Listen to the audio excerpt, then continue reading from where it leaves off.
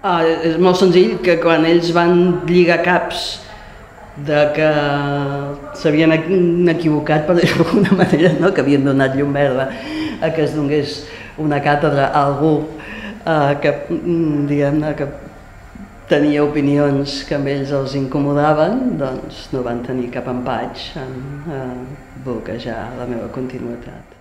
Haig de reconèixer que em va sorprendre que fossin tan dràstics. Jo hauria pensat que que el natural hauria estat intentar-me convèncer perquè jo mantingués un perfil baix i qui dia passa any empeny, tot hauria acabat, diguem-ne, sense més renou. Però no ho van intentar.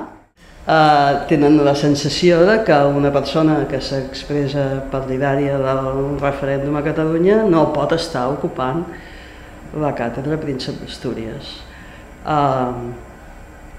Si això és així, doncs és normal que em vetin, però aleshores s'hauria de fer una convocatòria en la que es digués explícitament si vostè, diguem-ne, creu que l'estatus actual de Catalunya dintre d'Espanya no és el més adequat, no es presenti a la convocatòria perquè no té dret a ser-hi. I això no ho han fet. Però això seria normal en un país democràtic?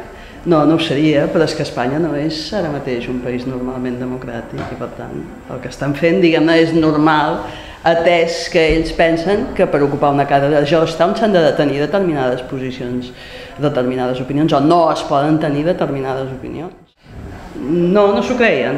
Primer pensaven que era purament que la burocràcia no funcionava i que no contestaven els e-mails per, diguem-ne, per incapacitat burocràtica, no?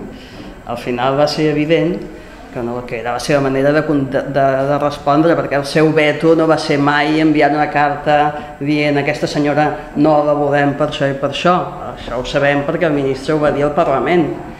Ells simplement es van abstenir de processar la meva renovació i pretenien que Georgetown acceptés fora de temps fer una convocatòria per substituir-me i això Georgetown no ho va acceptar i per això no hi ha ningú aquest any. Es mira amb atenció perquè la gent que sap que 2 i 2 fan 4 saben que això pot tenir grans conseqüències per a Europa i per tot el sistema, diguem-ne, de la política global.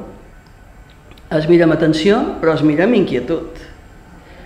I malgrat que ara tothom que llegeix el diari està informat, no ens fem més il·lusions del compte, no despertem massa simpatia. Per què? Bueno, perquè som un cas d'un país petit que semblava que no havia de fer cap més jugada a la política internacional, que està una mica desestabilitzant, o que potencialment podria desestabilitzar la situació. I per què? Si Espanya és aquell país tan simpàtic que va fer aquella transició tan excel·lent, no? O sigui, la gent tampoc es fila tan prim, per tant, tampoc despertem tantíssimes simpaties i costa molt, diguem-ne, explicar els detalls del que està passant i del que ha passat a Catalunya des de la sentència del Tribunal Constitucional. Les inversions estrangeres no venen ni van perquè siguem o deixem de ser independents, això és evident, no? Això és veritat. Catalunya és el centre de gravetat de l'economia del Mediterrani i això no té discussió i això ho veu tothom. I per tant, si s'han de prendre posicions en l'economia global en aquesta zona logística, s'han de prendre posicions a l'entorn de Barcelona. I és per això que tenim un immens potencial. I per tant, quan ens deslliurem de les cotilles i podem fer servir les energies per anar endavant i no per estar traient-nos de sobre tots els impediments que ens posa l'estat espanyol, doncs tenim un gran potencial i això ho veu tothom. Jo crec que de moment a l'estat espanyol les seves autoritats polítiques, tant el PSOE com el PP i bàsicament totes les forces actives en aquest moment, pensen que aquesta és una estratègia que pot tenir efecte, que efectivament que fer por pot tenir efecte. I això està per veure una mica. No? La posició europea és, de moment, no ficar-s'hi, i també suposo que tenen esperances de que l'estratègia de la por faci efecte, perquè ells preferirien no haver d'entrar en aquesta història. No tenen les elites europees, o fins i tot l'opinió europea, no tenen especial interès en que hi hagi més estats a Europa. No els preocupa el més mínim, això. La pregunta és quina és l'actitud de Catalunya davant d'aquestes amenaces o davant de l'estratègia de la por. No?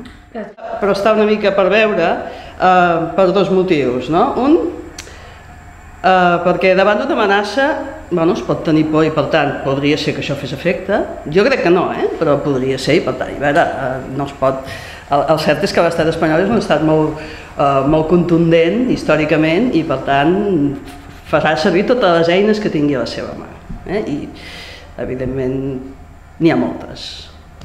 Fa por o no fa por? Bé, jo crec que per veure si fa por o no fa por s'han de fer dues preguntes. Una és, bé, com ho fareu? Ens excloureu de la Unió Europea. Com? L'única vegada a la història de la Unió Europea que algú ha volgut sortir-ne ho van tenir molt complicat, això va ser Groenlàndia als anys 80, ho van tenir molt complicat i no se'n van acabar de sortir. O sigui que realment a l'hora de la veritat els interessaria i primer els interessaria, segon, ho podrien portar a la pràctica d'una manera en què realment posessin Catalunya en una situació d'exclusió catastròfica. Per tant, no està clar, no està gens clar que això sigui factible fins i tot si ho volguessin fer, però és que després queda la segona part. És a dir, realment ho voldríeu fer?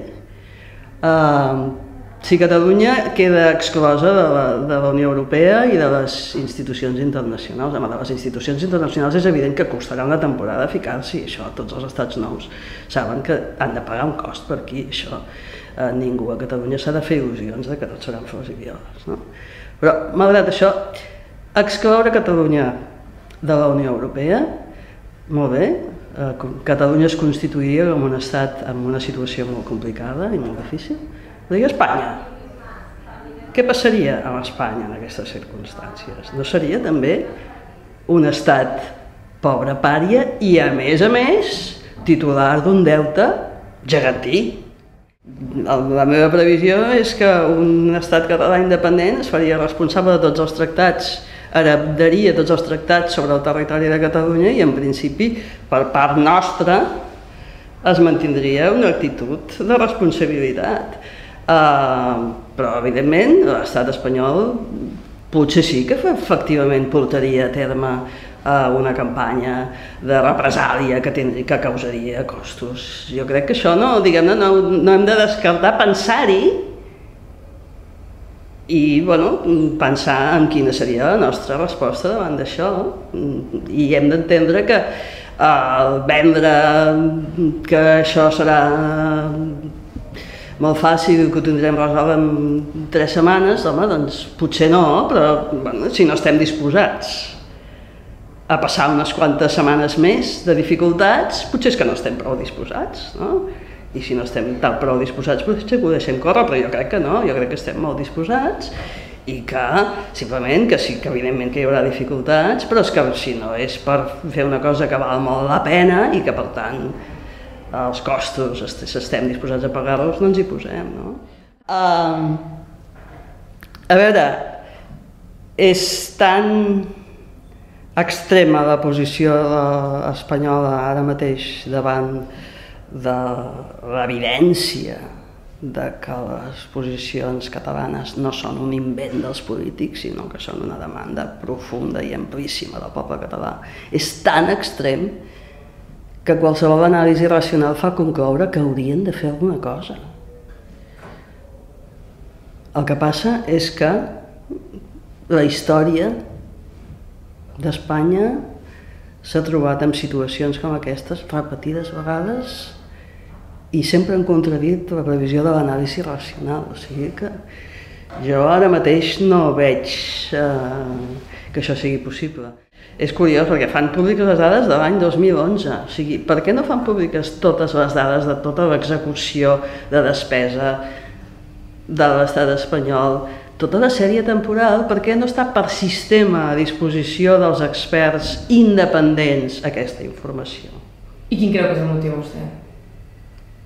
Bé, l'estat espanyol no és especialment, diguem-ne, transparent fent públiques les dades de les quals disposa, o sigui, companys meus que necessiten informació en mans de l'INE tenen sempre dificultats, a vegades se'n surten, a vegades no se'n surten, no té una actitud, diguem-ne, de les dades. Un cop anonimitzades per respectar la privacitat, han d'estar a la disposició de qui vulgui fer-la servir per fer recerca o per fiscalitzar les decisions del govern. Aquesta és una actitud que en els països més avançats es porta a la pràctica sempre i per sistema i que, per cert, un estat català independent hauria de posar en pràctica l'endemà mateix. Més que res és que sempre tenen molt, o sigui, no tenen mai confiança en posar-se, diguem-ne, sota l'escrutini de la recerca o de la crítica dels que poguessin fer servir aquestes dades per criticar-los o per avaluar-los, no? Mostra, diguem-ne, poca confiança en les pròpies decisions, efectivament. Jo crec que de les balances fiscals, pel que afecta a Catalunya, em sembla que ho deia l'Elisenda Pelosi, pantalla passada. Això o sigui, està molt bé, tenim les dades, si les tenim les farem servir per calcular el que hem de calcular, però el debat polític no passa per aquí. I els hi ha anat fatal, diguem-ne, treure fer aquesta ofensiva perquè l'han fet molt malament, si la fas l'has de fer ben feta.